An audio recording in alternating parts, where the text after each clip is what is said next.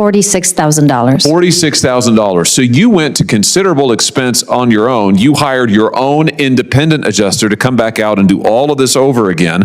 And that person, looking at all of this evidence, that person found that the damage was in the neighborhood of what?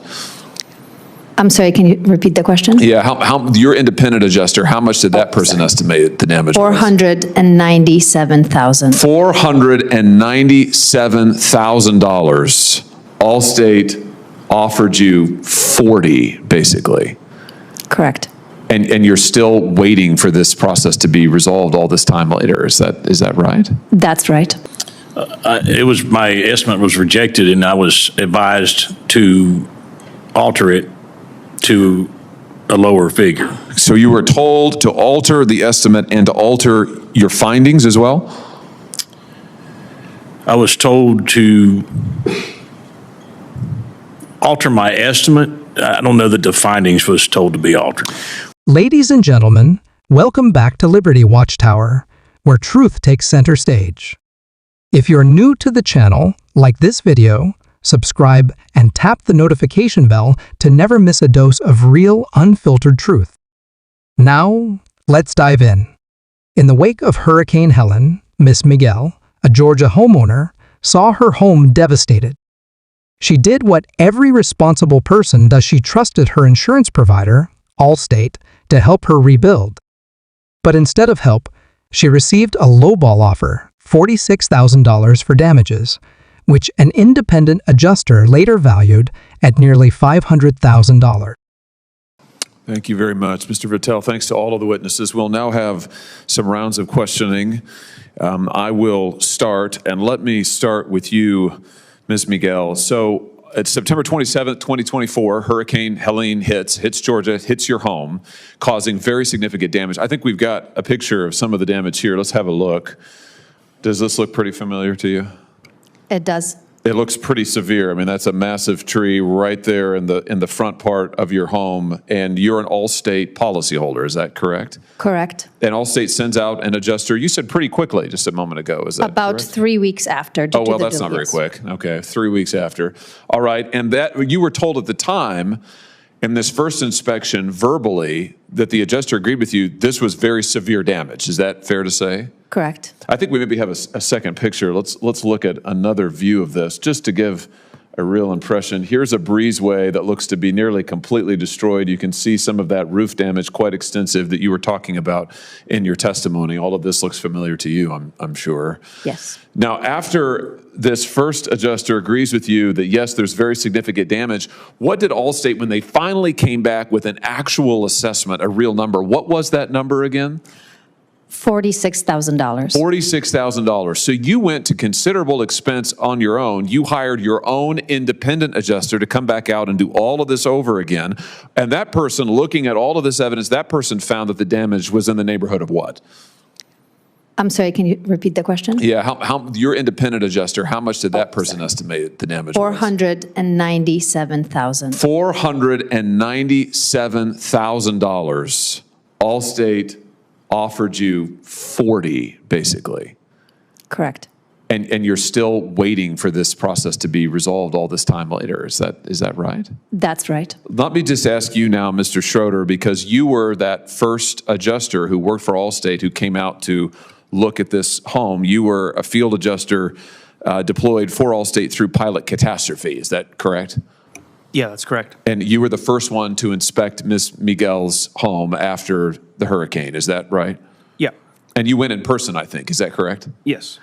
And you spent several hours, Ms. Miguel said in her testimony a moment ago, you spent several hours doing a very thorough inspection. Is that your memory also?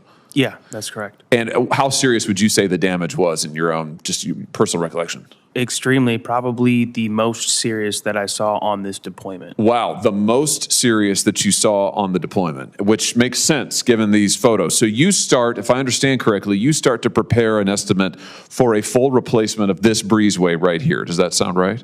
Yeah, that's correct. But then you were instructed, you were told by the higher ups, no, we're not going to do a full replacement of the breezeway. So only do an assessment for a partial replacement of the breezeway. Is that correct? Yes, that's Okay, correct. so then you start working on that, and you're working to get as big of a damage claim as you can for Ms. Miguel in line with the facts after you've already been told, no, we're not going to do the full thing. And then before you can even complete your work, you're taken off the case. Is that right? Yes. Why do you think that happened?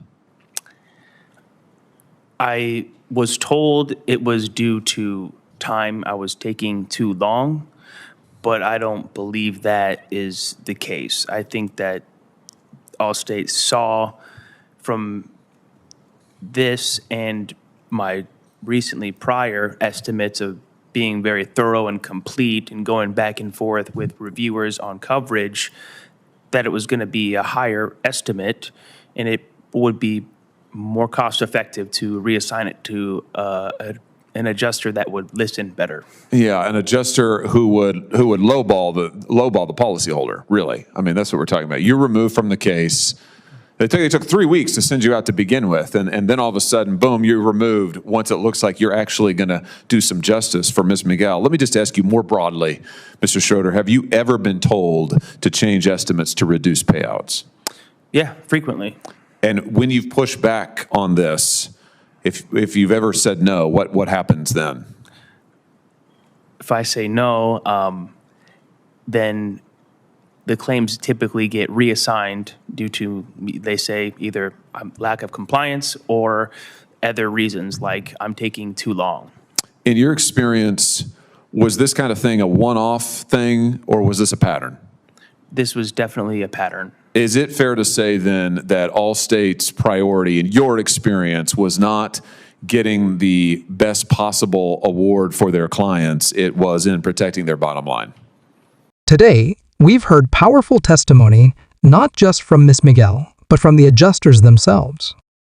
These professionals were told to alter estimates, suppress findings, and minimize payouts, not based on facts, but based on corporate pressure to save money. This isn't an isolated case. It reflects a systemic pattern of putting profits ahead of people. When Americans pay for insurance, they deserve protection, not excuses, not delays, and certainly not deception. It's time for accountability. It's time for change. Certainly in protecting their bottom line, yeah. Mr. Milliken, let me just come to you because you were then yet another adjuster in this same case sent out to look at Ms. Miguel's property. You worked as a field adjuster for Allstate through pilot catastrophe for about 8 years. Do I have that right? At least 8 years, yes. Yeah. In that time, you have personally inspected hundreds of properties damaged after storms and disasters. Is that fair to say? Thousands. Thousands. And you're trained to determine the extent and cause of the damage and how much it costs to repair it. Is that fair to say? Yes, sir. All right, so let me just ask you about Ms. Miguel's claim. You were assigned to re-inspect her home. Is that right? Yes, sir. And you testified earlier that you went about that diligently. You could see that there was very extensive damage. That was your initial impression. Is that fair to say? Yes, sir. And you reviewed all of the reports. There was an engineer's report by this time. There was the public adjuster's report. You reviewed all of those things diligently. Is that fair to say? Yes, sir. When you submitted your report to Allstate recommending several $100,000 worth of payments to Ms. Miguel and her husband, what happened then? My estimate was rejected, and I was advised to alter it to a lower figure. So you were told to alter the estimate and to alter your findings as well? I was told to alter my estimate. I don't know that the findings was told to be altered. Were the alterations that you were told to make, were those consistent with your own review of the property and your own assessment of the damage? No, sir. Did you write that up in a detailed estimate, what you were told to do? I did, yes, sir. And Allstate then, they send that estimate ultimately to the property owner, is that correct? I'm obligated to send the estimate to the policyholder. And is there any record anywhere the policyholder would ever know that your initial findings, your recommendations were rejected and somebody told you to come in and alter them? No, sir. Let me just ask you more broadly, have you ever been told in other cases with Allstate to alter or delete your findings? Absolutely. In fact, you testified just a second ago, I think, that you were frequently asked to alter factual findings, delete material, and sometimes include items that were false. Did I hear you correctly when you said that? Yes, sir. In the overwhelming majority of cases where you were asked to do something like this, did that cause the estimate to the policyholder to go up or to go down? To go down. What is your assessment of what Allstate's ultimate goal here is? Is it to pay out the policy according to the terms of the policy to the best extent they can, or is it to protect their bottom line and to use you and your report as necessary to meet that end, to make sure they make as much money as possible? 100% to use me to enable them to make as much money as possible. And you would say that this is a pattern. This isn't just something that happened one time like in Ms. Miguel's case. You've been doing this for a long time, and you've observed this to be a pattern with Allstate and in the industry. I have, yes, sir. Thank you for your testimony. Senator Kim.